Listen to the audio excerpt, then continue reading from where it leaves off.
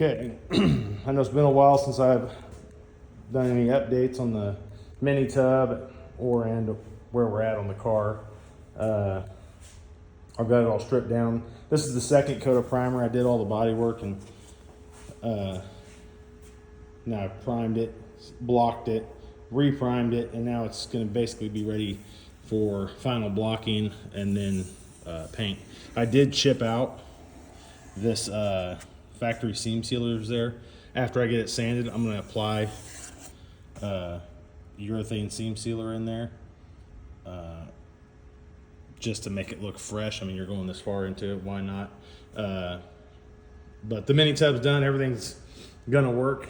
I am swapping the convertible top to a 91 through 93 convertible top, but I'll do that at the end. But she's fully broke down all the way, other than these plugs, which they painted over from the factory, which is kind of not the way I would do it, but it is what it is.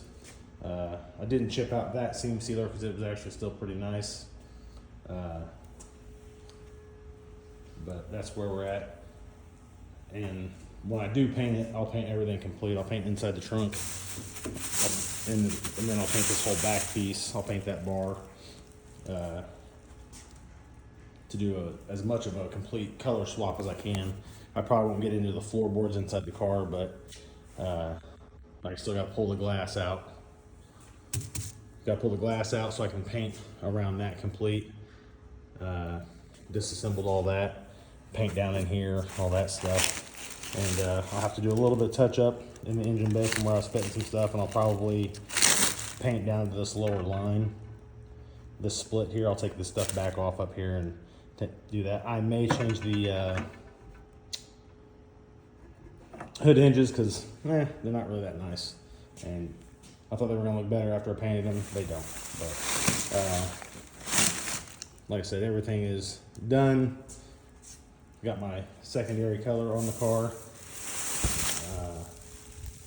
But yeah, that's kind of where we're at. And like I said, we'll paint it, complete to where everything looks great. And it's gonna be black, so we're going to block it with 320 lightly, just to get any chatter that may have come into it through the priming process. And then what I will do is I will wet sand it down with like 600. I will not hit it with a DA since it's going to be black. I want as smooth of a surface for painting as possible, and that's where we're at with that. The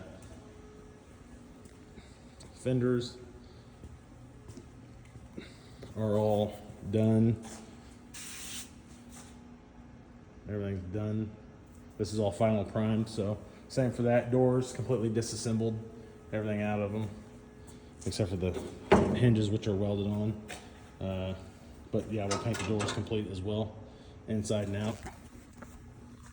Everything's off of my primed. So they had put some holes in it because at some point in time they had done, I don't know, a Z-bar or some kind of protection on the inside of all the panels for rusting, and looked kind of crappy. It looked like somebody had done a bunch of PDR work on it, so I welded all those up, and so I had to body work the insides of the doors as well, which was always nice. But it'll be a nicer product when it gets done. The car will look better. But yeah, I had to fix one here, and then there was a couple along the bottom that I had to fix as well. So pretty nice. I got a Cervini's hood.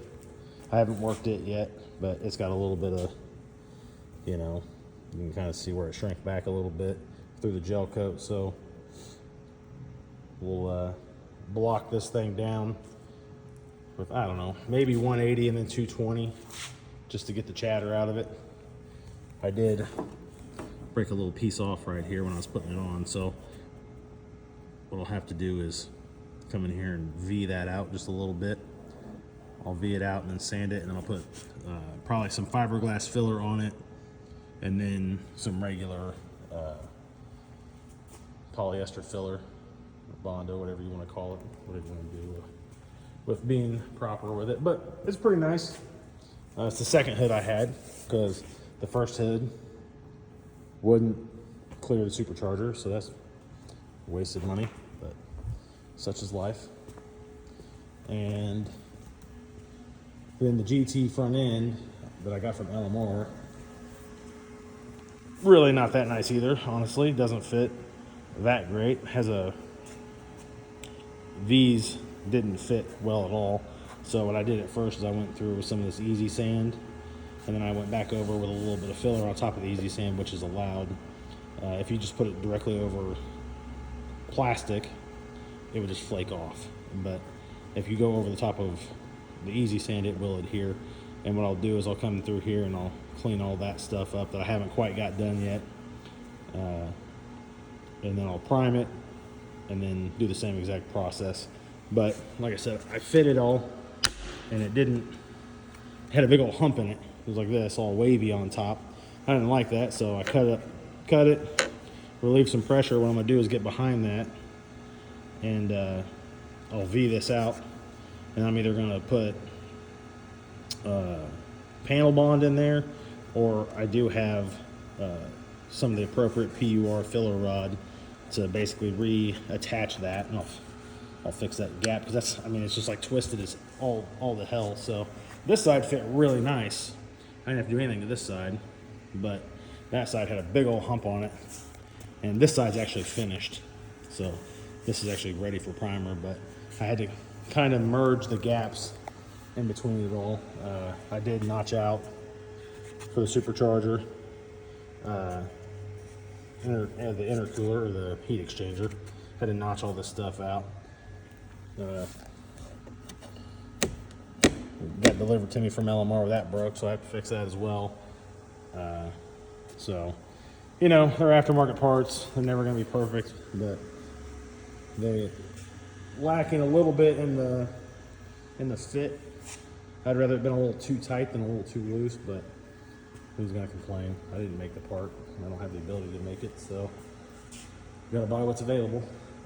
So then I got the Cobra rear bumper, which is Cervini's brand. Not that nice. Had to DA it with some pretty rough sandpaper. I did a review on that already.